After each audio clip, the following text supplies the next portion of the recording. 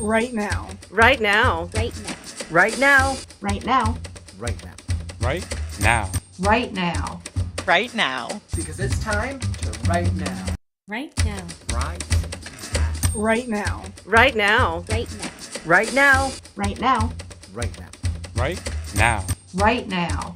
Right now. Because it's time to right now. Right now. Right Right now. Right now. Right now. Right now. Right now. Welcome, writers, to a very late night writing session. I'm Kaufman, daily writing streamer, day 661 consecutive writing stream, and many, many more to count. So today I nearly missed the mark, 20 minutes left in my time zone, but I knew I could not miss a day. So we're going to move right along. Welcome to a late night writing session. I'm working on technically I'm right now working on the third draft. So right now the second draft is about 65% of the way through the novel. I'm going back to the beginning because I've been feeling it this week to start going through a third draft from the beginning, which for me is kind of like a speed read/edit. I'm including you in my process. So if you want to come join, you want to listen to some storytelling, Scarecrow's still early in his journey. You can hear it out loud as I kind of read it to myself / make revisions. So we'll see how it goes. We'll see what's up. I was really liking the vibe that I was doing last night. I've been feeling kind of late night writing sessions. This might be a week for some midnight writing sessions. Perfect time to write. That's when there's all the quiet, peace, and serenity in the world. Nothing to disturb us from our words and our characters. So kick back, relax, feel free to listen in, drop a comment, and we are going to get straight into it. All right. And I already have it set up. So last night, let's see. Hey, what's up, Francisco? Welcome, my friend. So last night I got to the first chapter. I'm pretty good about the first chapter. Part of the second chapter is a little, I didn't like part of like the some of the wording with the, there's a water portion in it, but we'll see how it sounds. So this is my, this is just my process. So y'all are welcome to join in. Hey, what's up, ML? Welcome, friends. Always good to be joined by my fellow night owls. What's funny is I'm usually working late anyways. Now I'm just live streaming it. Let's see, and I'll drop this on the screen. Let's see, what are we doing? Late night writing sesh. Working on third draft of the Last Scarecrow. Let's do it. Dark fantasy / action adventure. Let's see, that might be too long. I don't know if I like that banner. That's too long. I don't like that banner. All right, we'll just put the Last Scarecrow.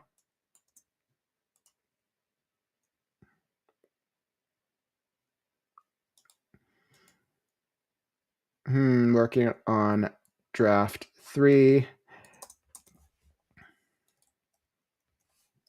of Last Scarecrow. There we go. I like that slightly better.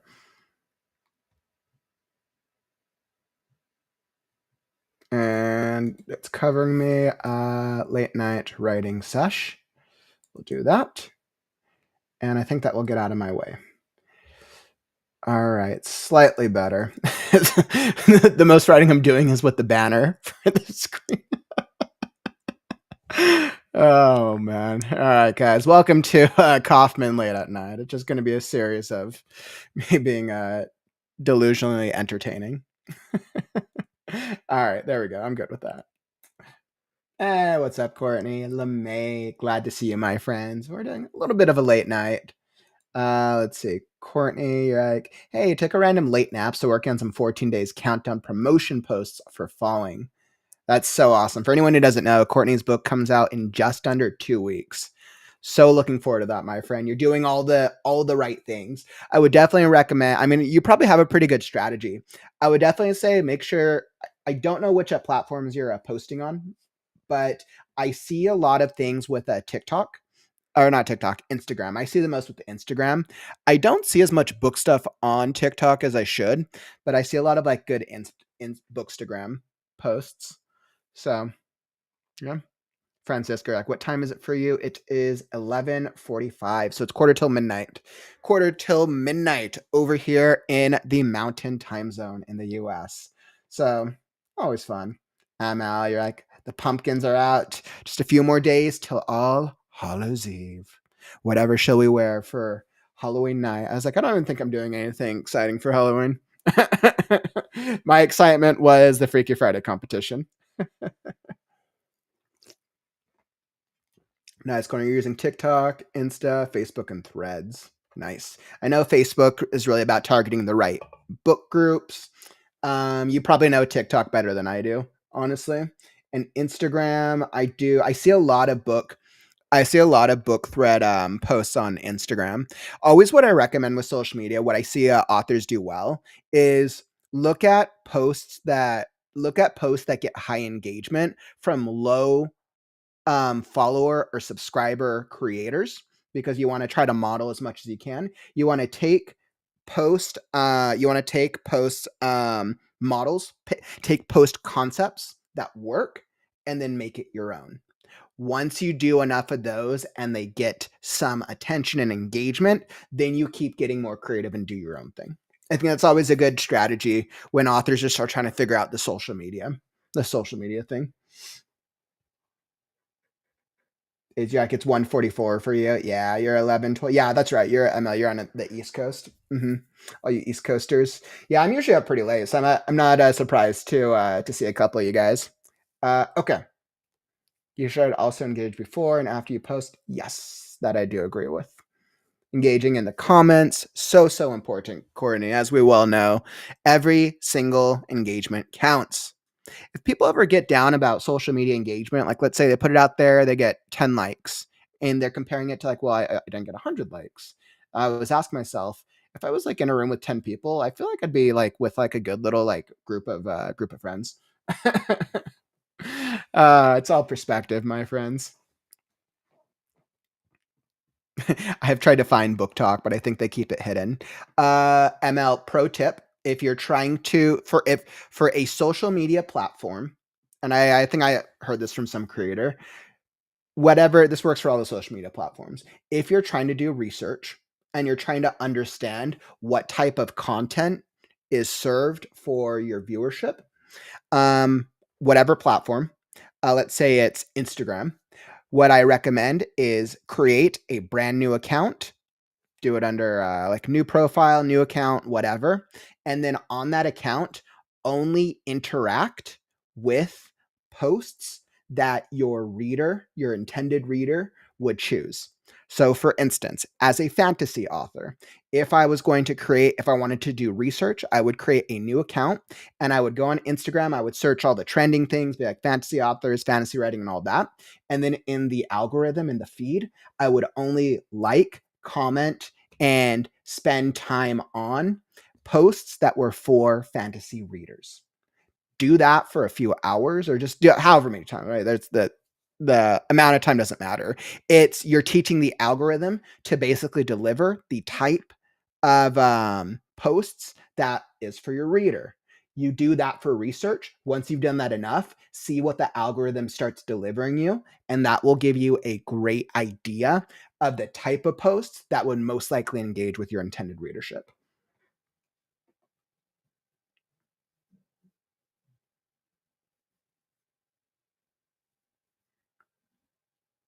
Yeah, Courtney, that's a really good recommendation. Francisco, that's good. That's good to know. That's good to know that it does work, Francisco. Awesome. Courtney, like for Book Talk, follow your favorite authors. It brings you more. Also, search more books from the app. Yep, I agree. Courtney, that's good advice. Yeah, Courtney definitely knows TikTok better than I do. I found out some. I found out some good engagement with TikTok. I just got to post. That's the name of the game, my friends. Consistency and post consistently. You don't have to go crazy like me and go every single day. You have to find a consistency that works for your lifestyle. Once you figure out what that consistency is, whether that is once a week or 20 times a week, then you just figure out how to do that as long as possible. Okay. Enough distractions for Kaufman. So I'm going to get into it. Let's do chapter 2. I got through chapter 2 yesterday, but I wasn't too happy with the some of the wording of there's a little water adventure here. So we're going to see what we see. I'm going to read it aloud because that's just what I'm doing with this draft. I decided that's actually what's helping me the most. So you can tune me out, throw up some music, listen in. If you want to listen in to some early Scarecrow, feel free to drop a comment or don't. I am zoned in. I'll make sure to check back on the chat. I don't know, throughout. We'll see how I feel. Okay. The Last Scarecrow. Book 1 of a Dawn of Magic series.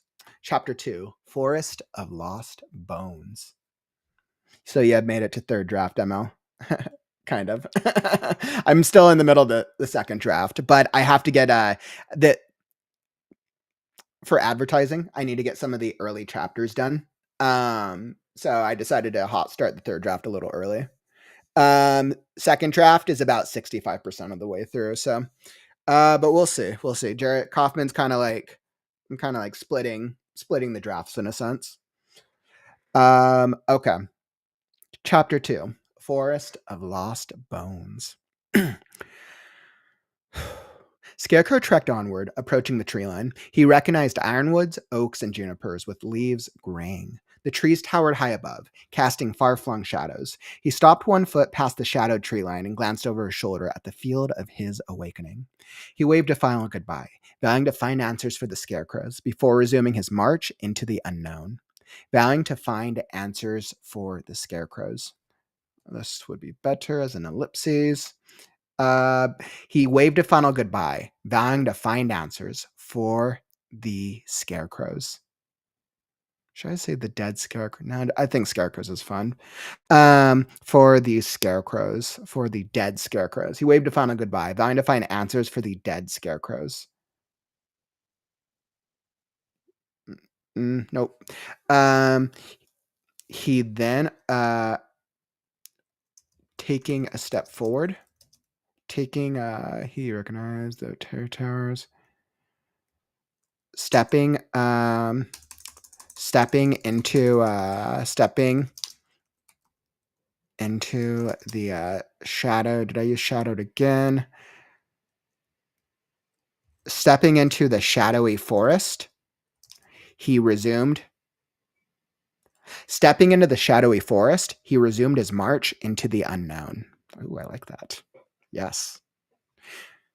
I like that. He waved a final goodbye, vowing to find answers for the scarecrows. Stepping into the shadowy forest, he resumed his march into the unknown. He studied the dense canopy as he walked. Fascinating how he remembered so little about himself, yet knew the names of such trees. He exhaled, trying to catch his breath. Running through that field had been more taxing than expected, and his legs still ached. A vain attempt to rub his forehead proved a gentle reminder of his missing arm. Should I remind them that it's left? Of his missing left arm. Scarecrow straightened himself up and pushed on. The dark shadows cast by the tree should have felt scary. But the dark shadows, it's like the third time I use shadows. The dark shadows cast by the trees should have felt scary, but the thick scent of dirt and foliage put him at ease. Vibrant streams of moonlight trickled down through the treetops, lighting his way through the knee-high grass. He stepped over bushes and shrubbery, while swiping away at branches that threatened to knock him down. A clearing came into sight. He pushed through a dense circle of trees and squished through an opening between two oaks. As he tumbled into the clearing, a soft breeze greeted him. All was silent.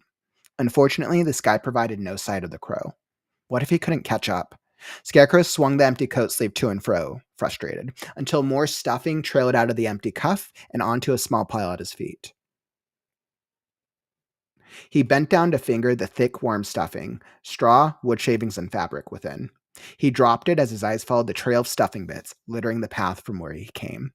He rummaged around inside the coat, trying not to damage the frayed but resilient fabric. His fingers massaged the gaping hole left by the arm's absence. The smoothness of the straw contrasted with the coarseness of his inner stuffing.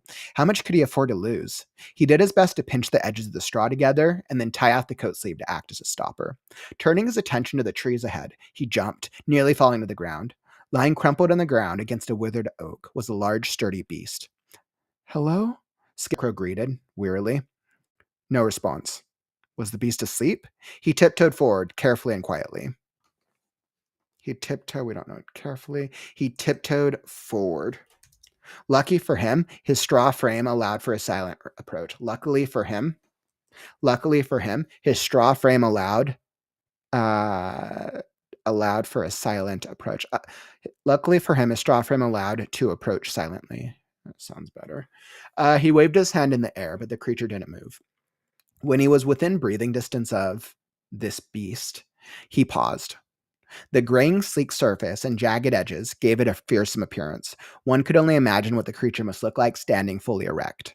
The two sets of tripedal legs bent and twisted in ways far beyond his understanding. But those eyes, 4 round circles, dark as the night sky, looked like they were staring at him.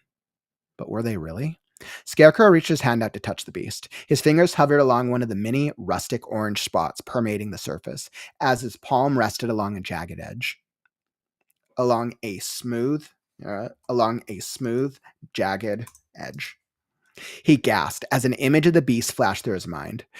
The beast that wasn't a beast. The beast that wasn't a beast was some type of transport. He didn't understand. It looked so real and fearsome and also so empty. Biting his lip at the thought of the dead scarecrows, he stepped back and forced himself to take a calming breath.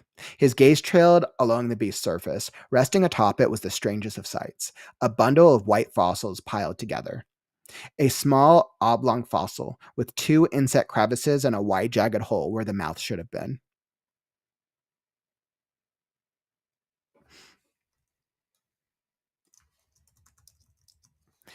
Something about it felt oddly reminiscent. He felt his own face, wondering if it had once been alive. A cawing sound disrupted his examination. The crow stared down at him from atop a nearby tree. "Can I please have my hand back, good Mr. Bird?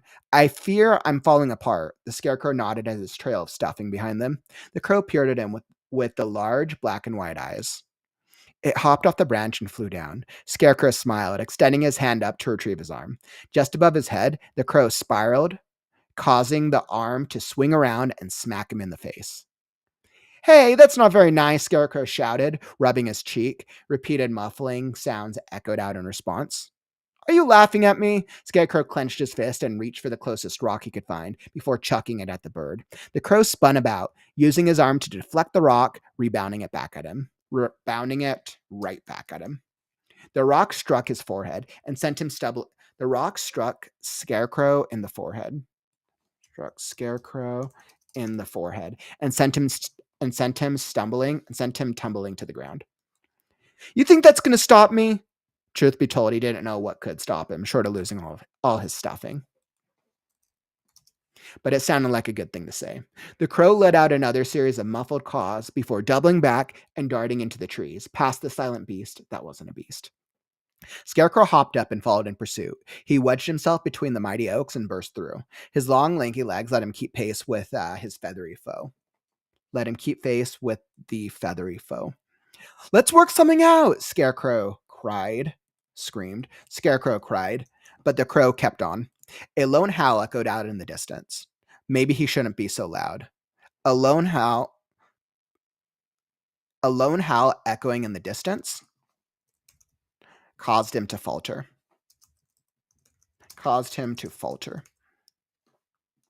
A lone howl echoing in the distance caused him to falter. I don't think we need lone. A howl. A lone howl. A howl echoing out in the distance. A howl echoing in the distance caused him to falter. Maybe he shouldn't be so loud. Who knows what could be out there? He pushed on. He pushed himself. He pushed on. Making sure to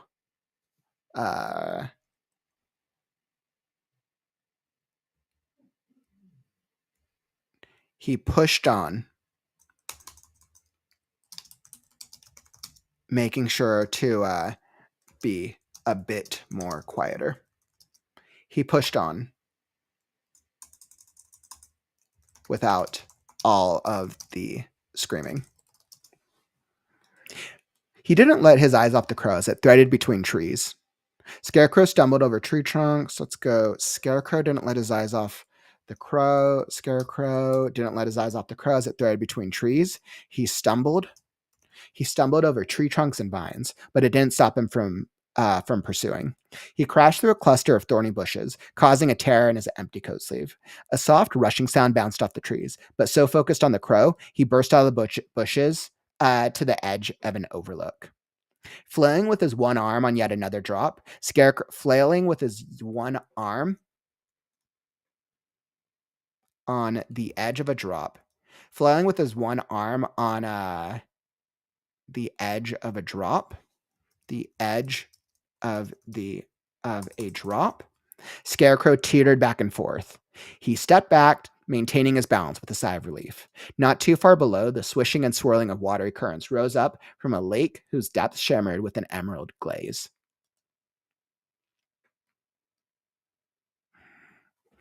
He squinted. He squinted sideways at the lake.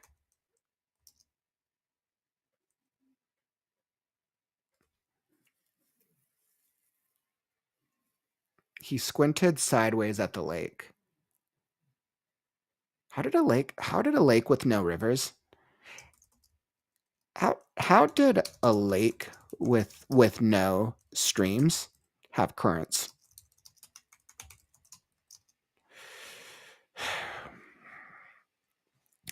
He squinted sideways at the lake. How did a lake with no streams have currents? He shrugged. What did he know? He was just a scarecrow. That's good. I like that.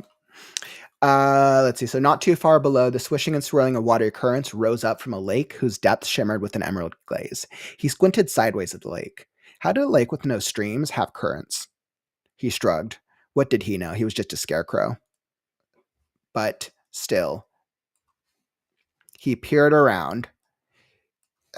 He peered around the, let's see, should we give the lake?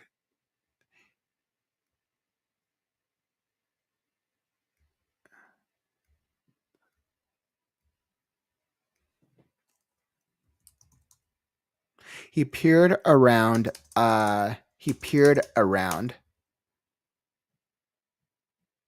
but he peered around, but no sign of the bird, but saw no signs of the bird.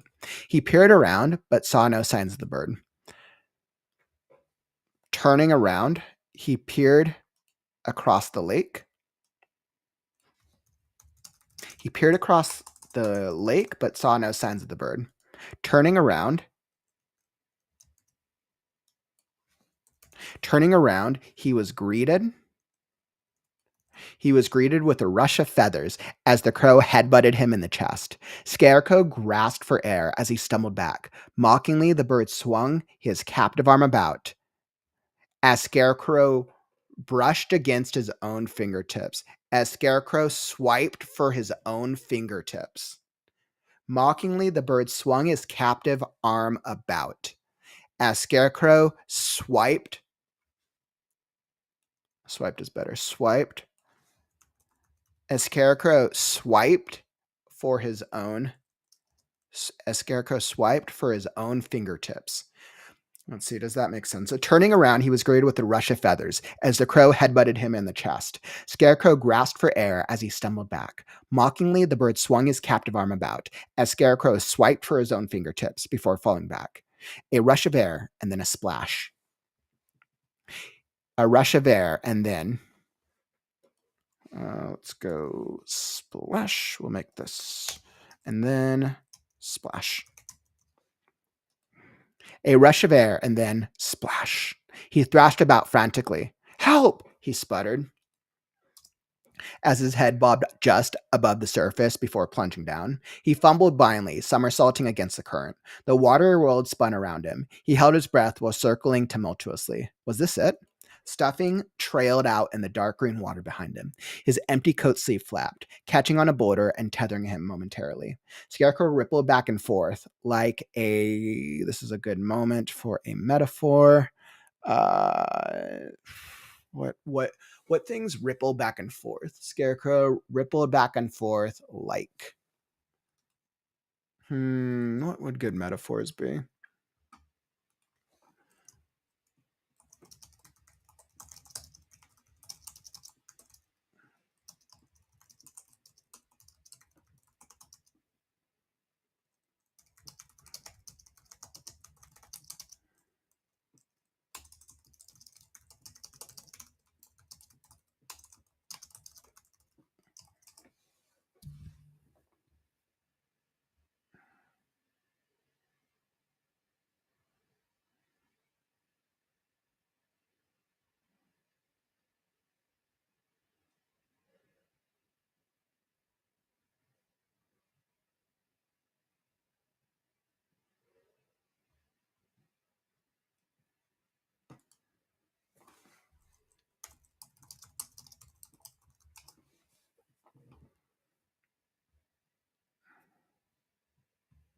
Actually, let's do a simile. I think similes are going to be better.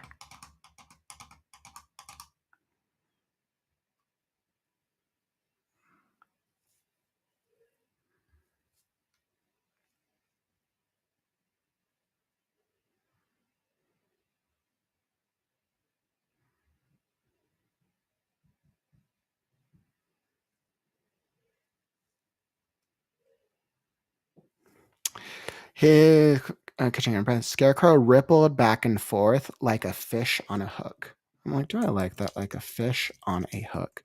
Well, all right, because then this is going to take into question, what does Scarecrow remember right now? And he remembers very little. Would he remember what a fish is when he does not remember what a horse is? His memories are debatable. We've established that he remembers nature. But not necessarily animals or wildlife. Scarecrow rippled back and forth like a breeze, like a breeze in the wind. Like a leaf. Like a leaf. Like Scarecrow rippled back and forth like grass in the wind.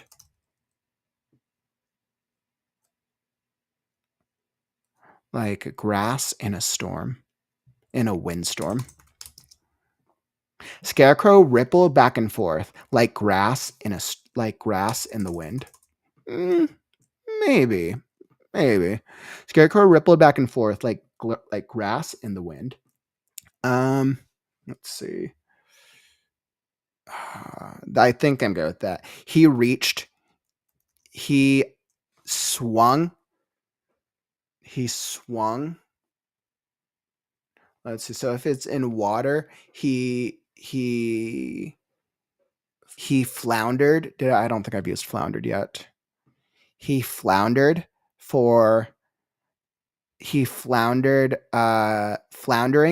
Actually, let's go with that. Floundering. He tried to grab something. Yes, let's do that. Floundering. He tried to grab something. Anything. Okay, I think I'm good with that. I think that's better. He has not. He hasn't gone through any storms, but, and I think this is what I've been debating at this part of the book, because he hasn't had any memory breakthroughs yet. What does he actually remember? Very, very little. He does. I've established in this chapter that he remembers nature. So he does remember it. Like I made it a point, right? He remembers the trees. So I think it can be safe to assume that he would remember weather, but he doesn't understand this weather that he's encountered so far. So I think he would remember what a storm is, but he doesn't remember animals. So I think I'm creating a divisive split with memory, but I think that is something that would work with long-term memory loss people generally tend to memories, and it's different for everyone. People tend to pick and choose in their memories, like the things that they do and don't remember. So it is very normal for people to remember certain things and not other things. That is very true. So I think this will apply. I think it will work. Right. Floundering. He tried to grab something, and floundering, he tried to grab onto something, anything, but nothing was within reach. But there was nothing within reach. Running out of breath. Spinning. Sleeve. Running out of breath. Spinning.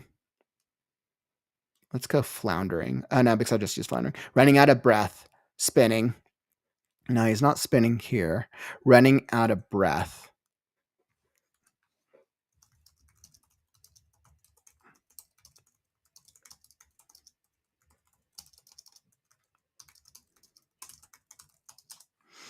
Let's see. What are some good? I'm looking up some adjectives. Turbulent, dragging, thrashing. Thrashing could work. Sucked under, battered, tossed.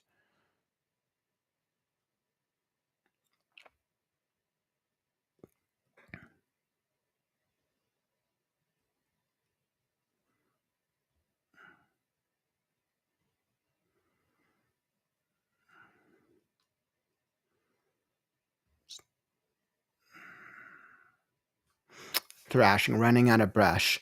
Running out of breath. Thrashing wildly. Once I don't like thrashing. Running out of breath. Thrashing wildly. Thrashing wildly. Stuffing. Stuffing, seeping out. Okay, so I think I like that. Floundering, you try to grab onto something, anything, but there was nothing within reach. Running out of breath. Thrashing wildly. Stuffing, seeping out. Stuffing seeped out. No, it makes it more active. Stuffing, seeping out. He lunged for the boulder. He lunged for let's see, so he got caught on a stick. His empty flap catching on a boulder. Okay. He lunged for the boulder, but the motion dislodged his sleeve, sending him spiraling deeper.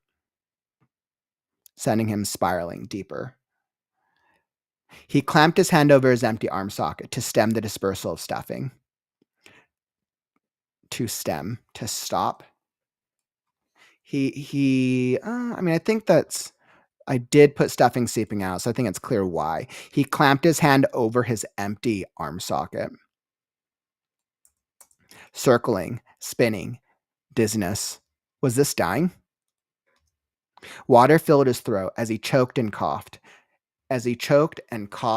Bubbles.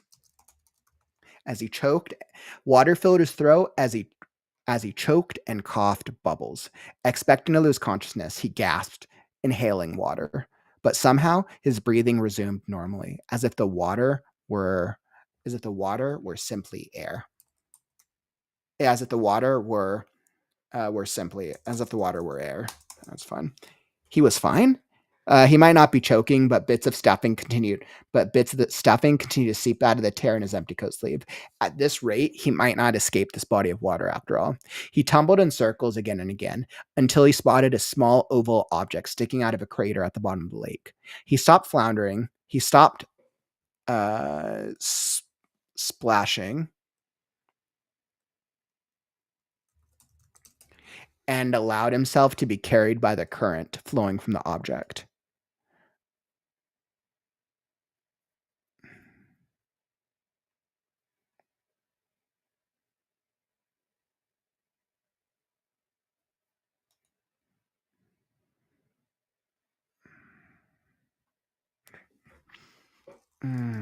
Trust. Let's go. He had to trust. Time to trust.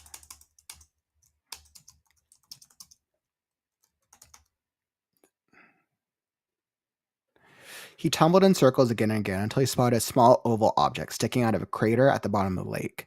At the bottom. at the water's bottom.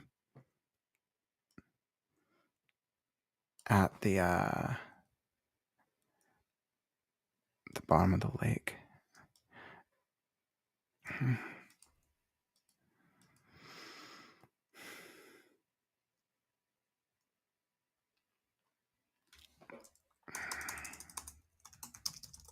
Time to take a chance. Time to take a chance. He stopped splashing and allowed himself to be carried by the current flowing from the object. Did I say?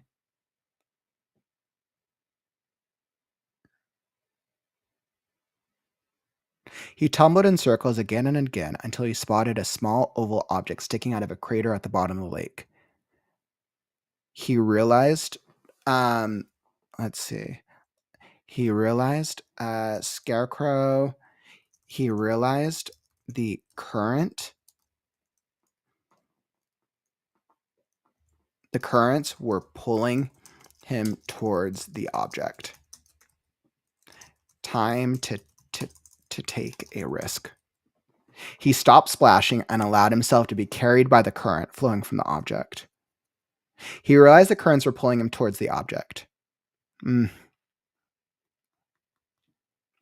Okay, I know.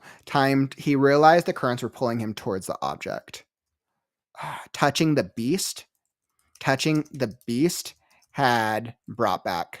Touching the beast that wasn't a beast had brought back a vision. Touching the beast that wasn't a beast had brought back had brought back a memory. Perhaps this would do the same. Time to take a risk. Yes. Touching the beast that wasn't a beast had brought back a memory. Perhaps this would do the same. Time to take a risk. Brought back a memory. Let's actually go this. Let's go time. Yes, and I think I like that.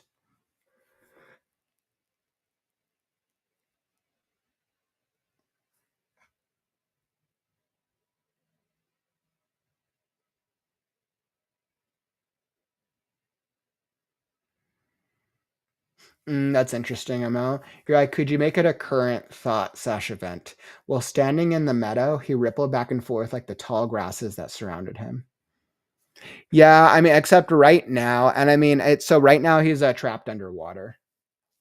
Or right now he's basically spinning. He's basically caught in a current in a body of water, and that's why I was kind of going back on the grass because he's technically underwater right now. So that's why I'm not sure if I like that or not, because it's like technically he's underwater, so is grass and wind, is that really going to be a good simile? So I was kind of back and forth on that one, but that is a really good description. If he wasn't in the water, I would totally use that.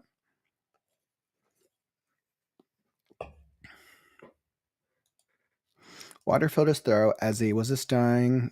Let's read that. Touching the beast that wasn't a beast had brought back a memory. Touching the beast, Scarecrow was reminded, or he was reminded, that touching the beast that wasn't a beast had brought back a memory. Time to take a risk. It was time to take a risk. He stopped splashing. Scarecrow stopped splashing and allowed himself to be carried by the current. And allowed himself to be carried by the current. As he flowed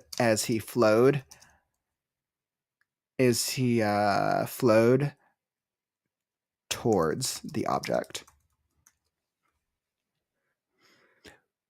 Within reach, and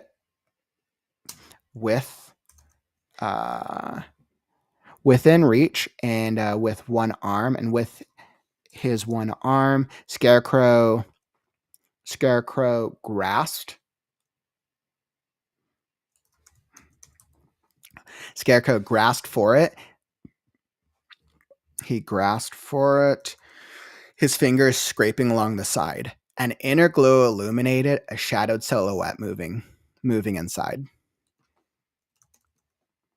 A loud screech emanated from it, forcing him to cover his one ear. The water became violent as the current intensified. He spun about the object. He circled the object, thrashing his head against the ground. Scarecrow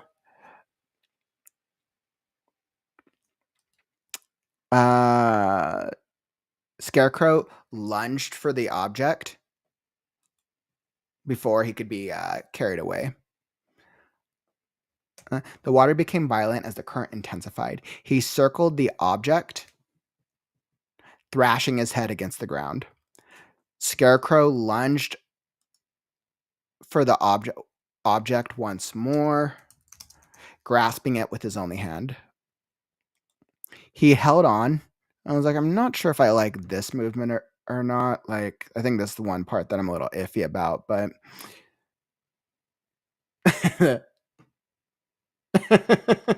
ML, you're like, oh no, I gotta cut the words, not add them.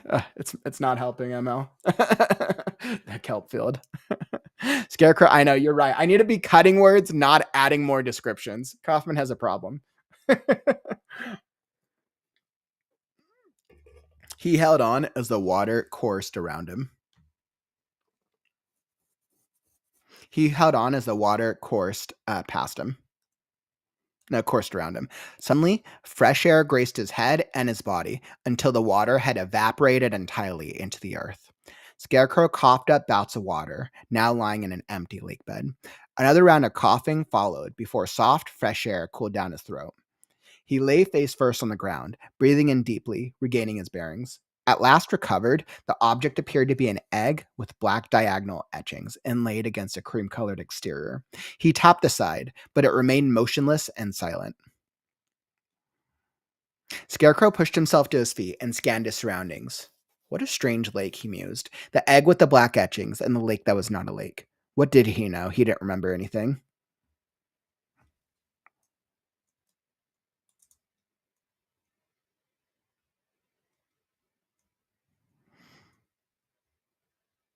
I don't think we need this. Scarecrow pushed himself to his feet and scanned his surroundings. I was like, I don't think we need to have him walk.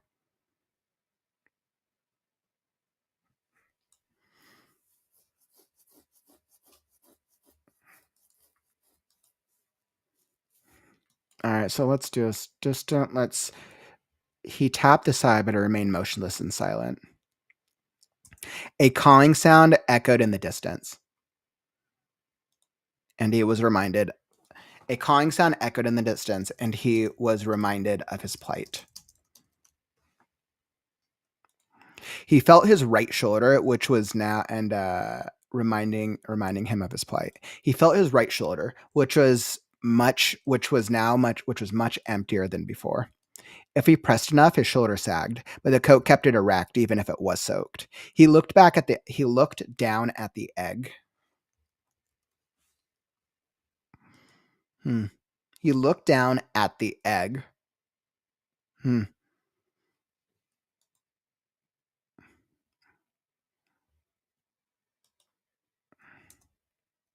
Couldn't hurt. Scarecrow scooped it up. Scarecrow scooped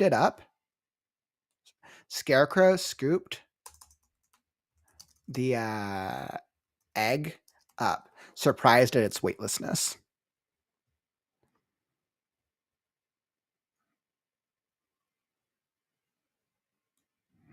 Let's go this. He looked down at the egg.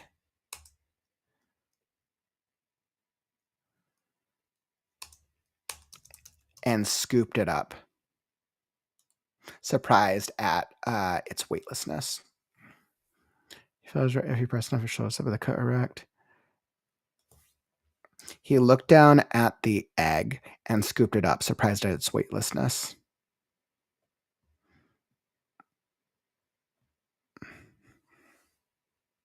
Actually, let's do this. Some poor creature out there. let's go this so I can give his motivation. Scarecrow looked down at the egg. Some poor creature must have lost this. Lost this.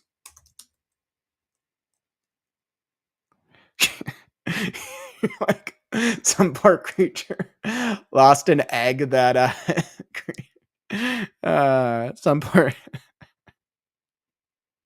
some poor creature must have lost this. Perhaps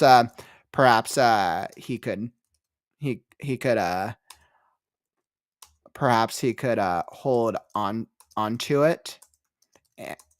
Perhaps he could find its mother or its parents.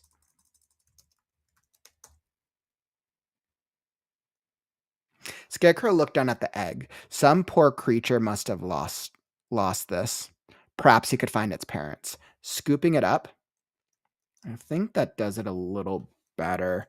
Might make him a little dim though. We'll see. Scooping it up, he was surprised at its weightlessness.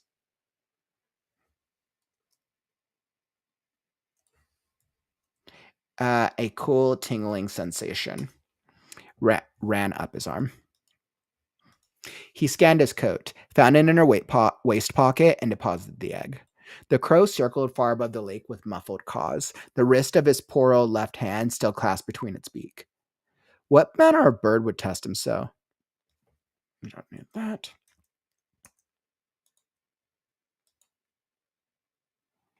Nice try, Crow. Even water won't stop me. Scarecrow nodded down at his soaking straw body, soaked coat, and crumpled shoulder.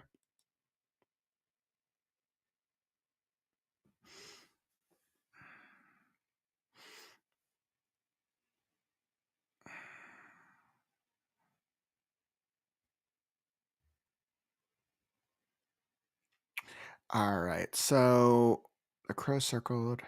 He scanned his coat, found an inner waist pocket, and deposited the egg. He then hurried across the lake and climbed up to the edge, and climbed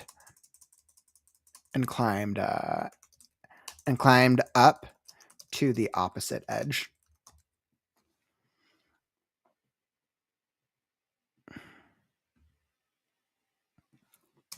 Waiting for him at the top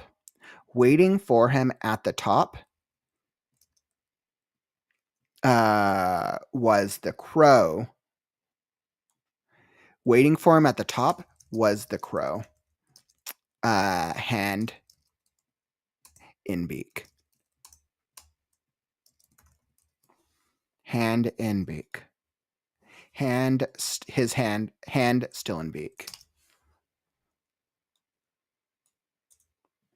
There we go. Nice try, Crow. Even water won't stop me. Scarecrow nodded down at his soaking straw body, soaked coat, and crumpled shoulder. I was like, I think that's obvious. I don't think we need that. Nice try, Crow. Even water won't stop me. A muffled caw, followed by a tossing. The crow tossed his arm in the air, flew up, and caught it in its talons. The crow tossed his arm in the air, flew up, and caught it with its talons.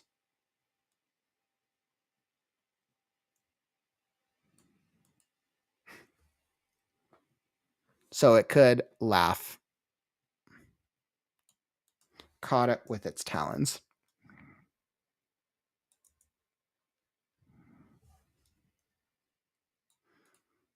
The crow squawked. The crow tossed his arm in the air, flew up, and caught it. Okay, so I think this is better. All right, so he then hurried across the lake and climbed up. Waiting for him at the top was the crow, hand still in beak. Nice try, Crow. Even water won't stop me. The crow tossed his arm in the air, flew up, and caught it with its talons. Caw ha ha, the crow squawked. Are you laughing again? Scarecrow closed his fist, charging towards charging towards the bird who flew out of reach. Charging towards the bird who flew out of reach.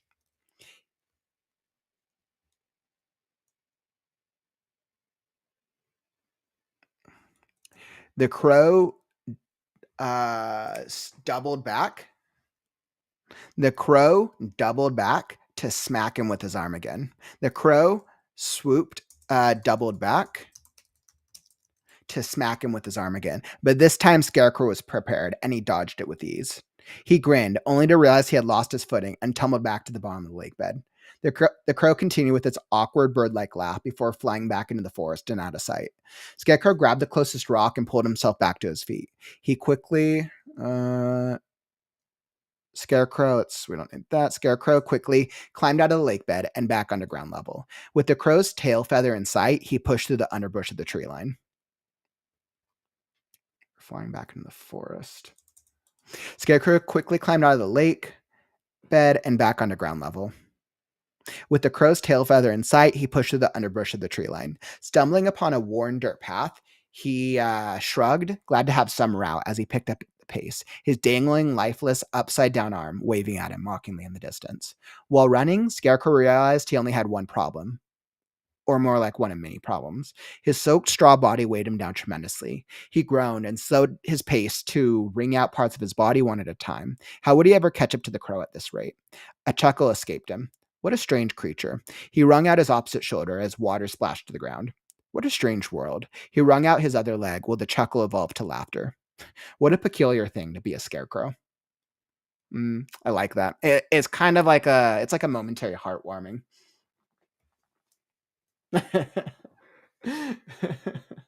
I know, like kelp. Only kelp, salt water. Cool. So I'm actually pretty good with that.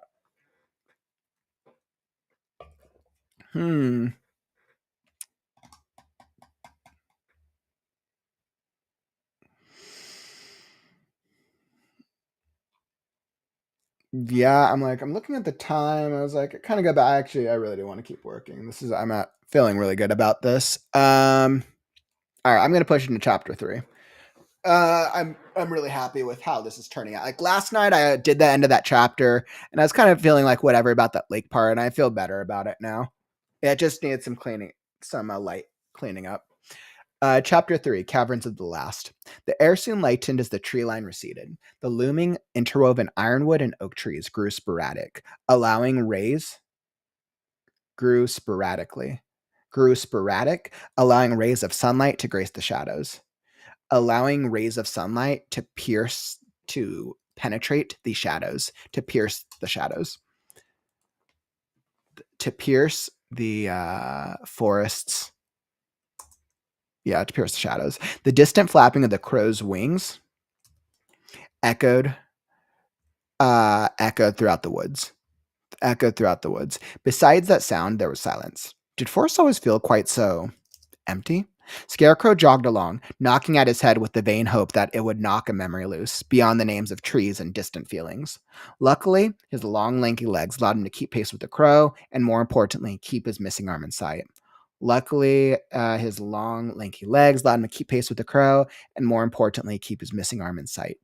He didn't quite understand how he was so easily keeping up with the crow now, when earlier the bird could easily outfly him. When he didn't understand how he was keeping up with the bird.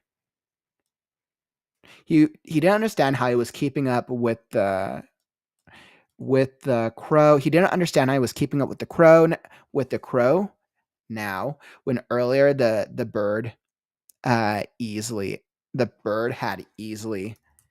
outflown him. Maybe it was getting tired. Scarecrow's eyes brightened. Perhaps the crow was feeling burdened by a weight of guilt. and would return his hand as an apology. Scarecrow shouted, "Hey, Crow, can I?" When Crow's words carried from afar. "Scarecrows fly!" A bout of cawing ensued. The pitch and frequency sounded like laughter. I love Crow in this part of the novel. Oh my goodness. Crow makes such a fun antagonist here. Okay. Scarecrow picked up the pace as the end of this forest.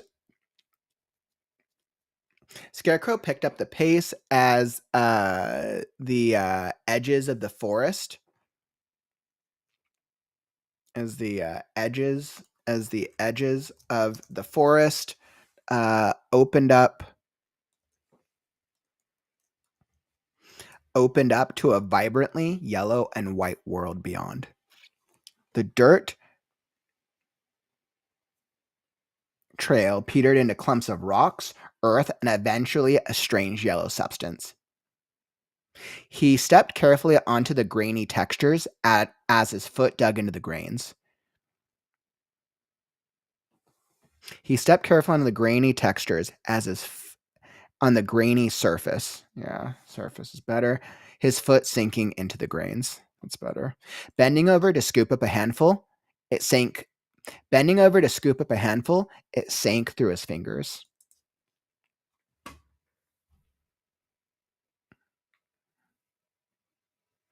Bending over to scoop up a handful, it slipped.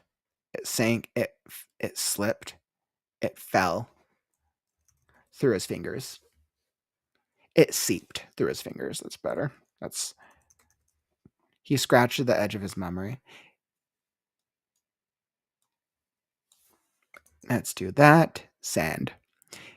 Good. All right.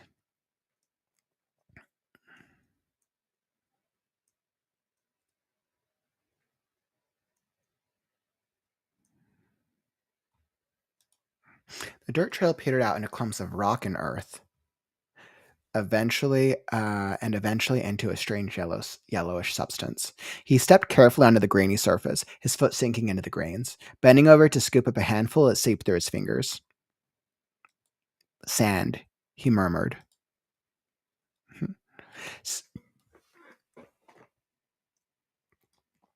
Scared crow, can't catch me. The bird challenged from up ahead.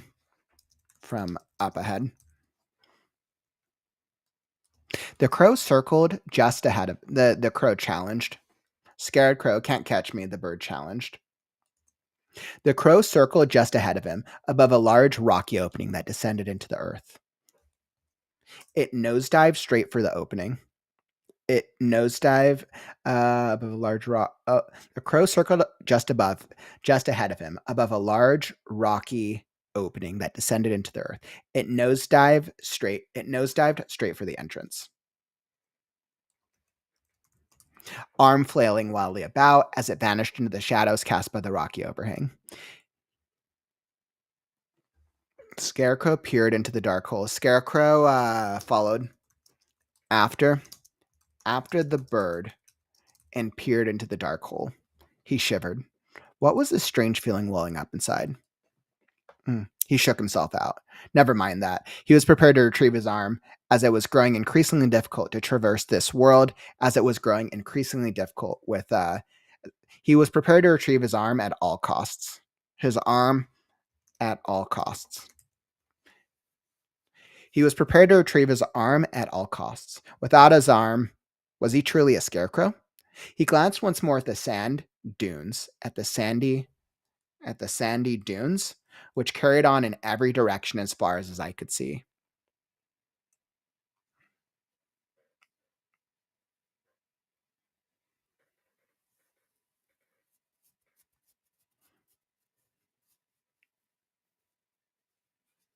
He glanced once more at the sandy dunes, which carried on in every direction as far as his eye could see, and shrugged. Maybe this was what adventuring was all about. Maybe this was what the adventure was all about. Scarecrow checked inside. His eyes acclimated once more to the darkened terrain. The further he went, the daylight lessened until he was in. The further he went, the further he went, the daylight lessened. Scarecrow trekked inside, his eyes acclimated once more to the darkened terrain. Daylight dwindling. Daylight dwindled with each. Daylight dwindled with each step. Dwindled with each step until he was in complete darkness. A lasting glance over his shoulder only furthered his confusion. Stars sparkled in the night sky. Daylight dwindled with each step until he was in complete darkness. A lasting glance over his shoulder indicated that it was night out. A lasting glance over his shoulder indicated it was already night out outside. Stars sparkled in the night sky, and the moon once more reigned supreme. What a strange world. He marched forward. He marched deeper. Okay, so Scarecrow trekked inside. His eyes acclimated once more to the darkened terrain. Daylight dwindled with each step until he was in complete darkness. So this suggests that he is deep inside. I don't think we need to deal with the night right now. We do this a bunch throughout the novel anyways.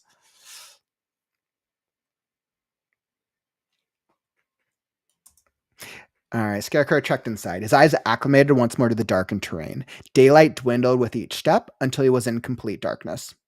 He marched forward in the cavern-like abyss. He marched forward.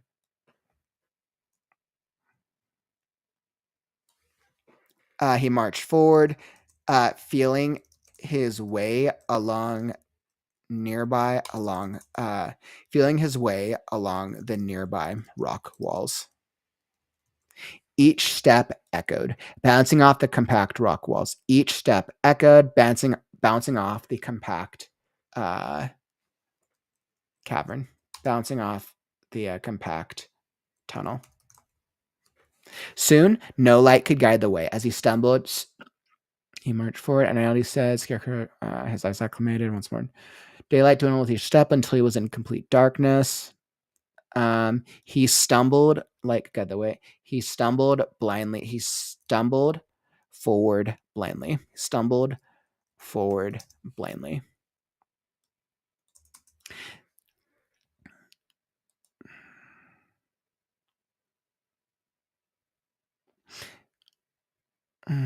The feeling to run, the urge to run away, arose within him again. The urge to run away arose within him again. His fingers brushed the smooth, interwoven strands of saw and he felt his neck. His fingers brushed.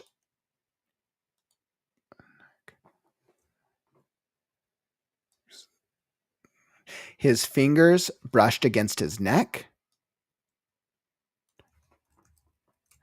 His fingers brushed against his neck, feeling strands of straw standing up on edge. Feeling strands of straw erect on edge,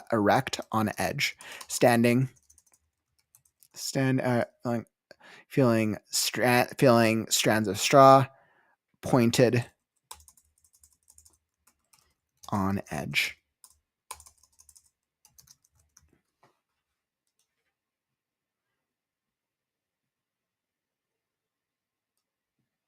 I don't like that. Feeling his neck, strands of straw.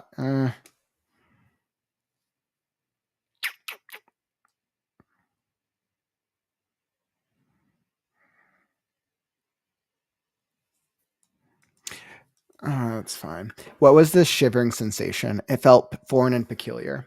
He dug inside the empty coat sleeve, massaging the edges of his armless socket. At least he wasn't losing more stuffing. For now. Afraid, he mouthed. Someone once referenced that as a result of fear. Was that the feeling? I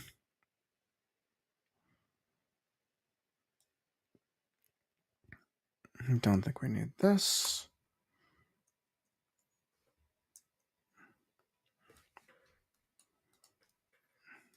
So lost in introspection, he stumbled over a rock and flew. He stumbled over something. I think a rock. He stumbled over a rock and flew forward. He reached out to grab anything, but found only air before the ground came up to meet him. Unable to catch himself, he rolled forward. He reached out to grab anything, but found only air before the ground came up to meet him. He rolled forward blindly. He rolled forward blindly. Faster, he tumbled, head smacking hard things, head smacking rocks. More tears in his coat sleeve, slivers of straw flying everywhere. Thud. Consciousness faded away, and all went dark.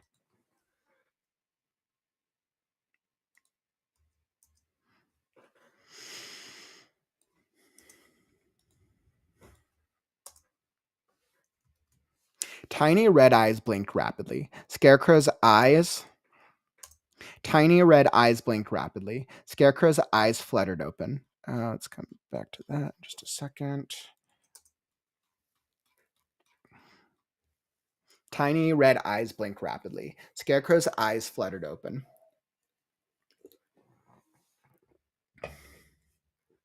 Startled, he shoved himself back, bumping into a wall.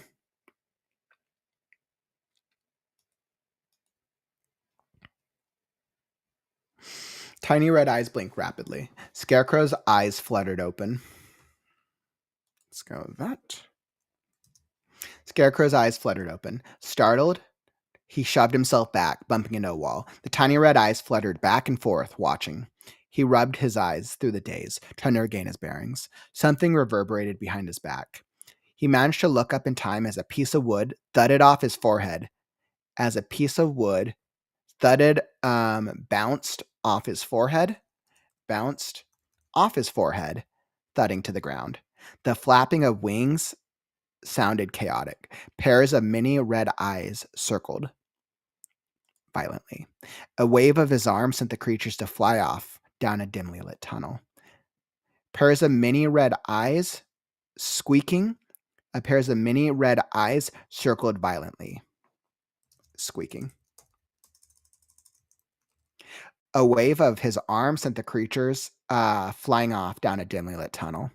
Scarecrow sat up. What awaited him was unexpected. The tunnel walls were lined with fossils. Some fossils were large, grainy. And in shattered piles, while others were small and resembled a creature with 2 legs, 2 arms, and a head. Scarecrow sat up. What awaited him was unexpected. The tunnel walls were lined with more fossils. The tunnel walls were lined with more fossils. Some were large.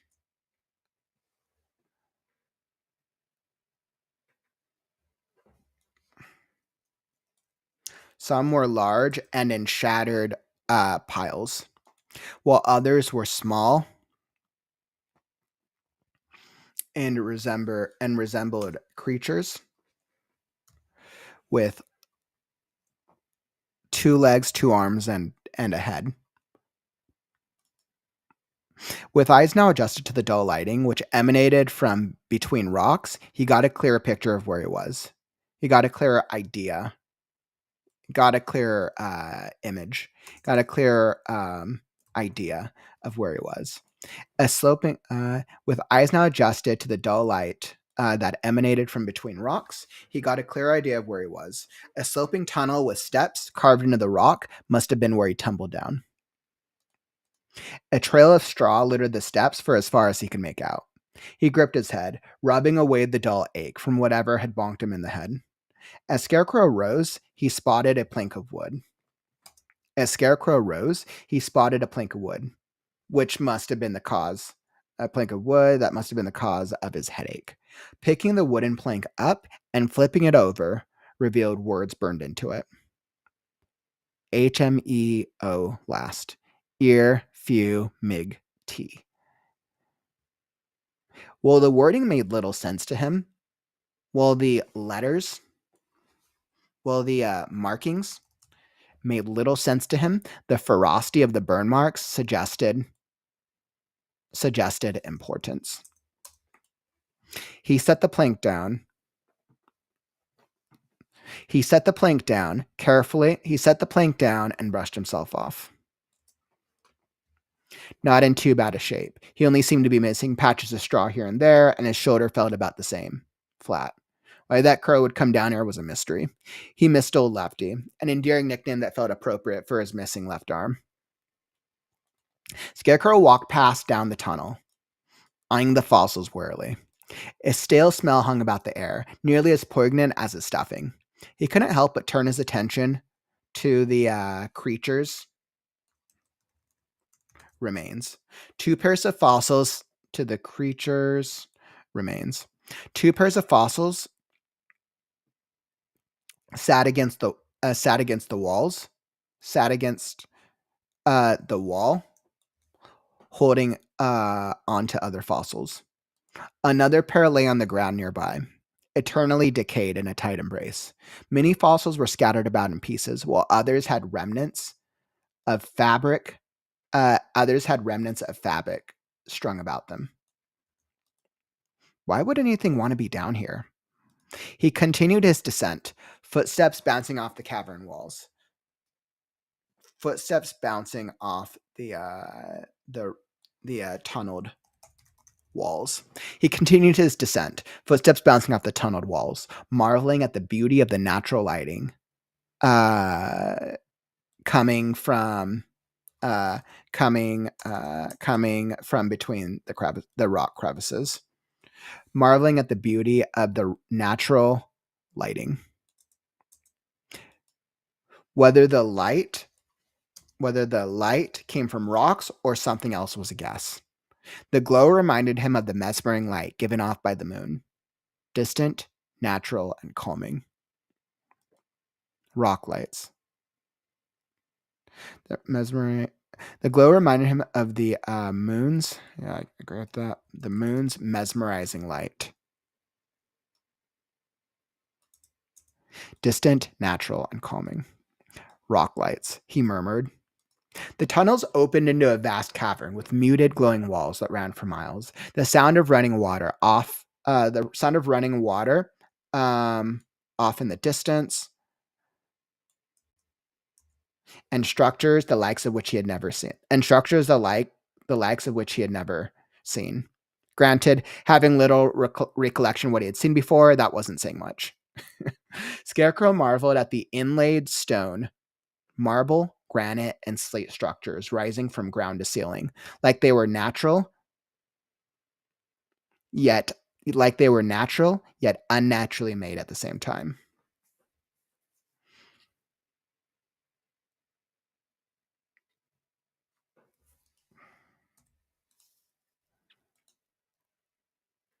Scarecrow, let's see, the tunnels, never seen, granted.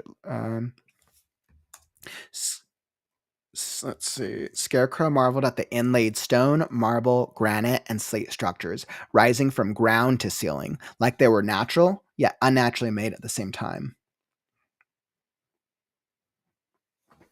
While crossing a wide rocky platform, he noticed a platform. I see.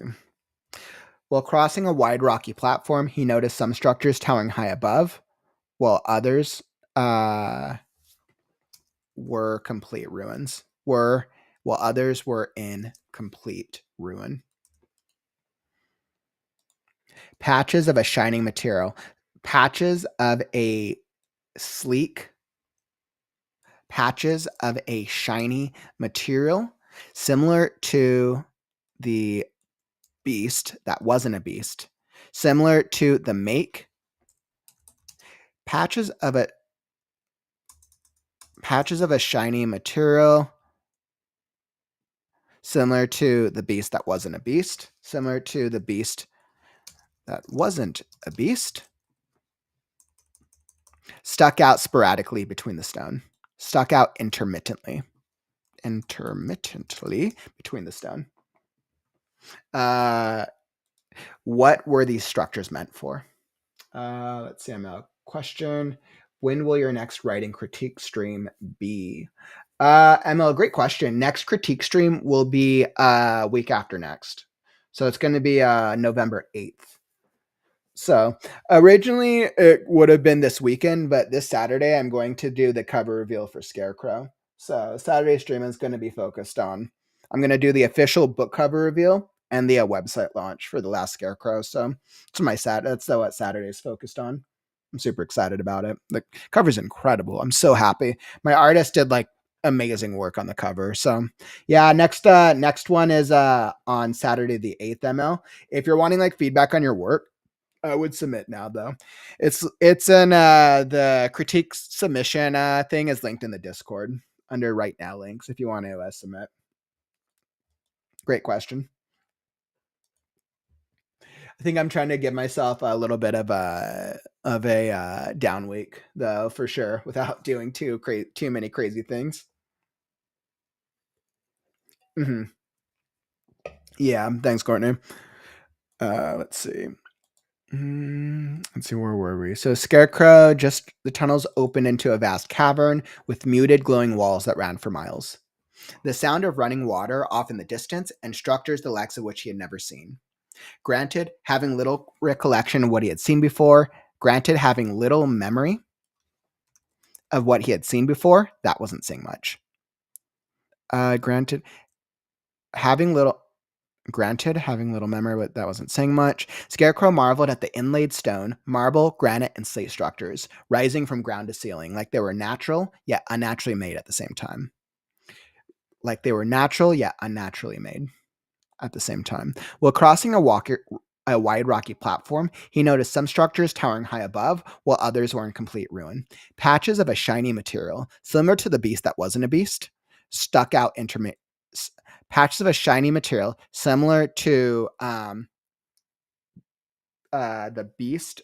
Patches of a shiny similar to the beast that wasn't a beast's exterior stuck out intermittently beneath the stone.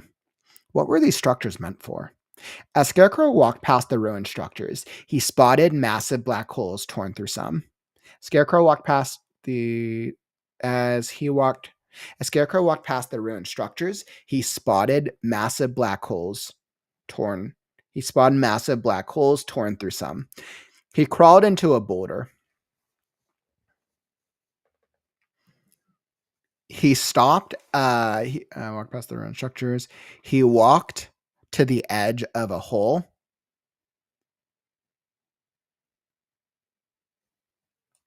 He crawled onto a boulder.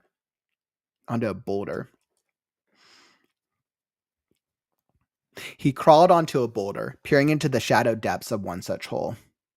Were these part of their design or destruction? Were these part of their design or destruction?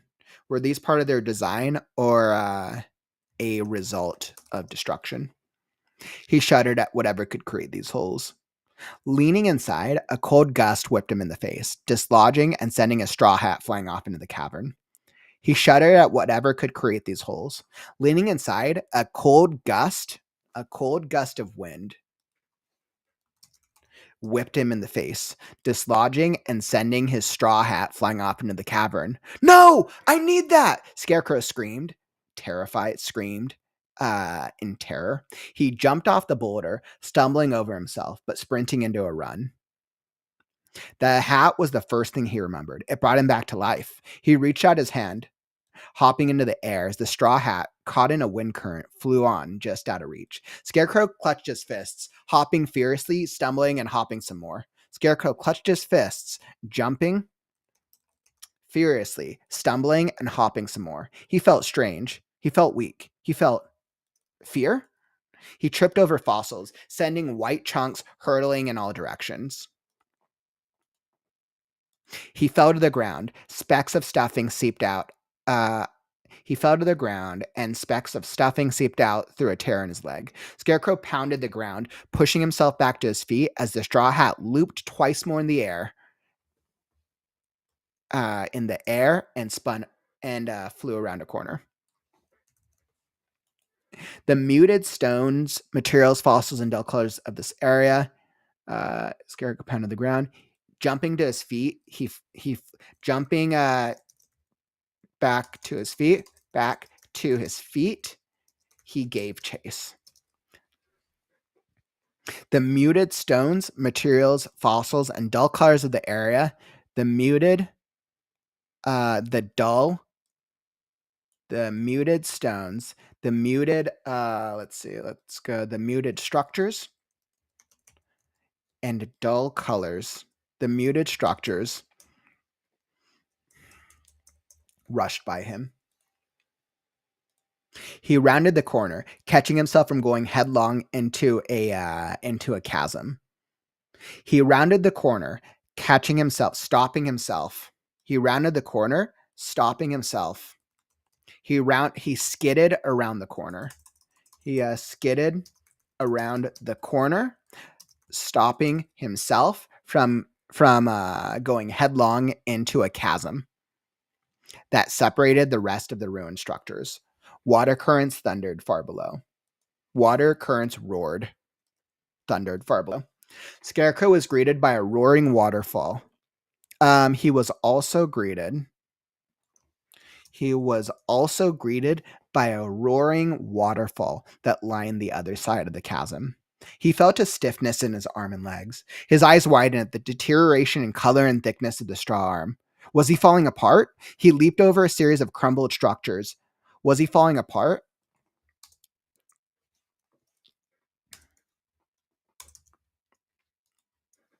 He locked his locking his gaze on the let's see, was he falling apart?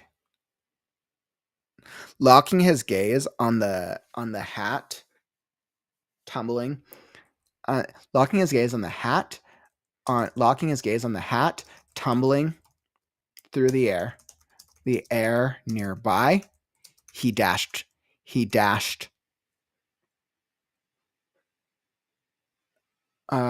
onto through the air. Locking his gaze on the hat tumbling through the air nearby, he climbed onto a fallen structure. He leaped over a series of crumbled structures and slid down a short dirt slope. On he went, jumping down rocky overhangs from ledge to ledge. On he went. Okay, let's see if that makes sense. So he was also greeted by a roaring waterfall that lined the other side of the chasm. He felt a stiffness in his arm and legs. His eyes widened at the deterioration in color and thickness of the straw arm. Was he falling apart? Locking his gaze on the hat tumbling through the air nearby, he climbed onto a fallen structure. He leaped over a series of crumbled ruins. And slid down a short dirt slope. On he went, jumping down rocky overhangs. On he went, a short dirt slope.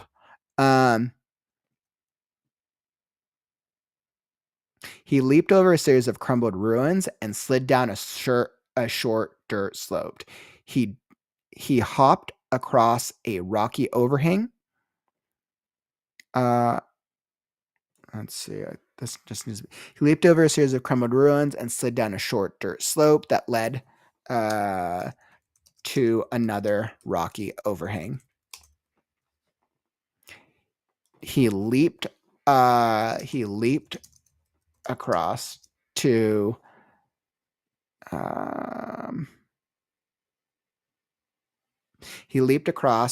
another overhang like a stepping stone.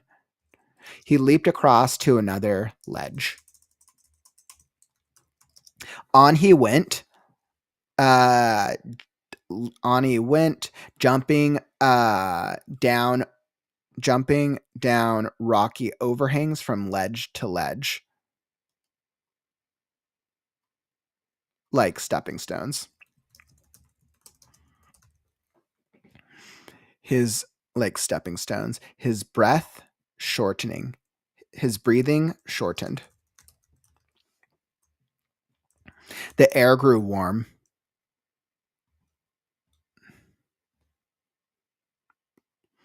His breathing shortened. The air grew warm.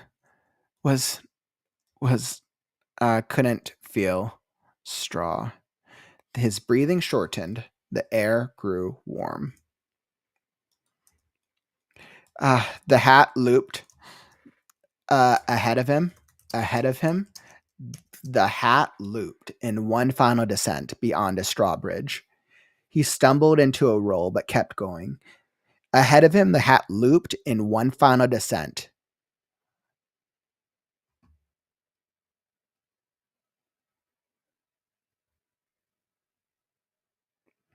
Ahead of him, the hat looped in one final descent, landing. Ahead of him, the hat looped in one final descent, landing on an island. In one final descent, landing on an island beyond a straw bridge.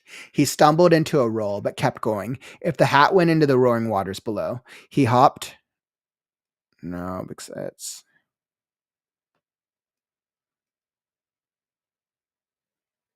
Nope. All right. Ahead of him, the hat looped in one final descent above an island.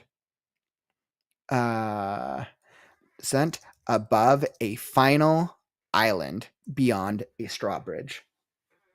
Ahead of him, the hat looped in one final descent above a final island beyond a straw bridge.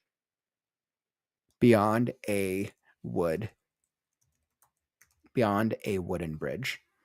He stumbled into a roll, but kept going. If the hat went into the roaring waters below, he hopped onto the bridge, stones crumbling beneath him as the bridge gave way.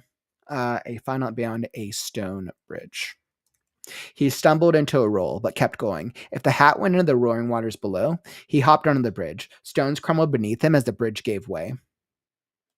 His footing shook. His breathing burned. Dizziness overwhelmed. Scarecrows don't die. He mumbled out of breath, using the bitter remains of his energy to dive. Using the bitter remains of his energy, he dove.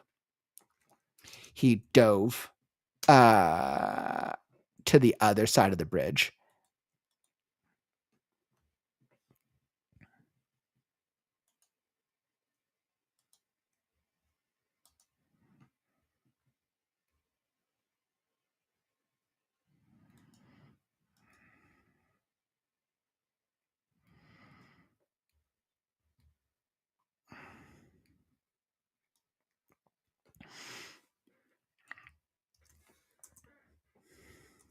All right, I have to fix that slightly. Scarecrows don't die. Mumbled out of breath. His hat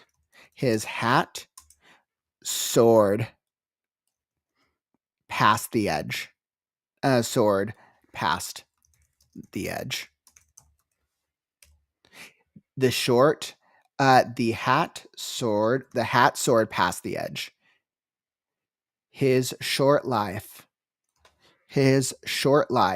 flashed before his eyes. His hat, his death. Using the bitter remains of his energy, he jumped.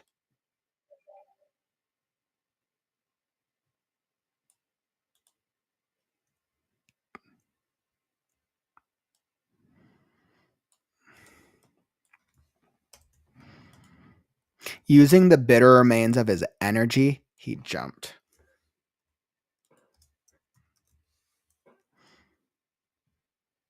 Using the bitter remains of his energy, he dove. He jumped. I wonder if that will work. Scarecrows don't die. Mumbled out of breath. The hat soared past the edge. His short life flashed before his eyes. His hat, his death, jump. Using the bitter remains of his energy, he jumped. In midair, his thin wooden fingers. He snatched the brim.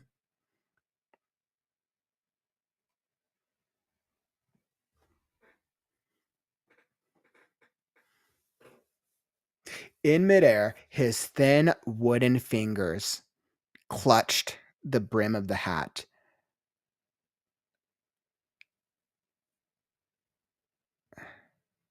In midair, his thin wooden fingers snatched the brim. In midair, his thin wooden fingers snatched the brim. In midair, his thin wooden fingers. In midair, he snatched the hat's brim. The hat's brim. The brim of the hat. In midair, he snatched the hat's. He snatched the hat as he landed on his chest with a thud.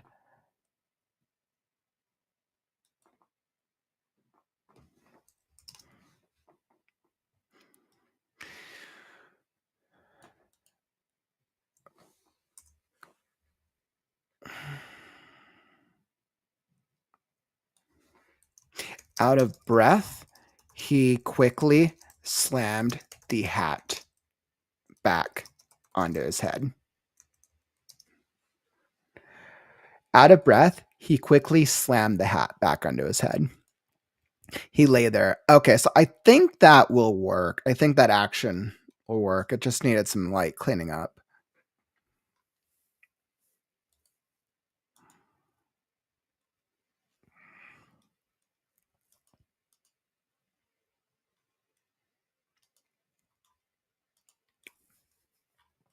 Yeah, so I think I'm pretty good with that. And I mean, that's the first half of the chapter beat. The next beat is actually first real memory. Okay. So I think I made some good progress. Oh, did I go about an hour and a half? So I think that feels right. I'm pretty happy with what I accomplished in that bit.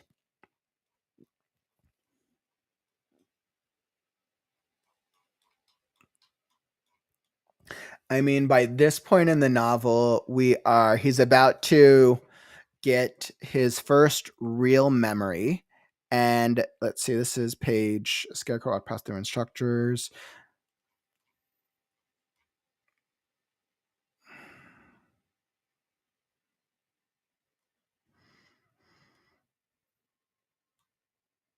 Yeah, so he's about to have his first real memory, and technically, if this was at 12-point font, this would probably be at about page 25. So by the time we hit page 25, by the time we're 25 pages into the novel, yeah,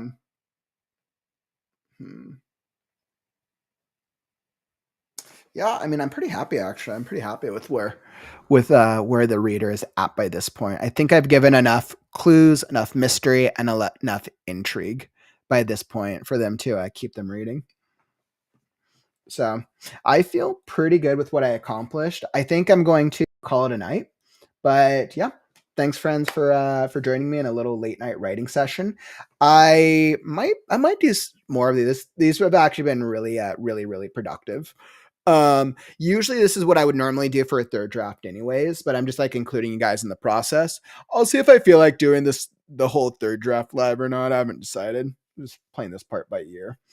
But I also need to continue work on the second draft of it, because the part of the book that I'm on in Act 3 is actually a really good part. It's another action bit, and I need to get back into the writing the action with the characters in that part of the book. So, but yeah, thank you all for joining me. It was a good little late night writing sesh. Yeah, Courtney, like I get my best writing late night. Yeah, I used to get my best writing sessions late night, and so I do it until I started doing the writing streams. Now I get it at all times of the day. I definitely do get good writing streams at night though, because that's when I'm used to being active and awake. So, but I like doing these writing streams at night. Yeah. And I hope it helps. I hope it helps seeing how I kind of read out loud. I feel like this draft, the third draft of Scarecrow, is probably a little more helpful in seeing how the process goes from like refining things that work. So everything that we're going through in this third draft, like the story is readable. Now all we're doing is we're fixing style and making minor like a plot and fit. We're improving style and fixing inconsistencies. I don't think there's many crazy inconsistencies. I have like a list of about, how long is my inconsistency list? It looks like I have about 20 bullet points of things that need to be adjusted.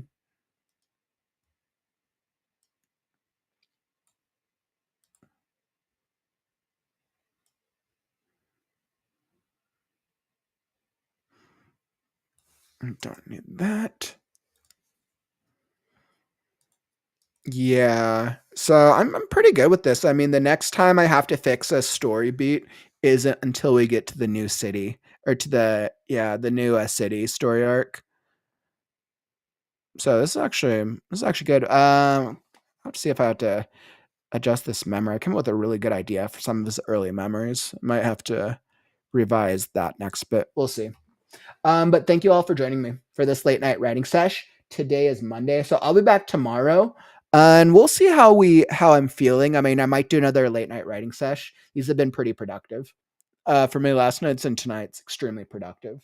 So I think I think throughout November I'm probably going to play into doing more free writes because the writing sprints are really good and helpful, but they also fragment my attention at times. So I might just do free writes for November so I can really be more substantially locked in on progress. So awesome.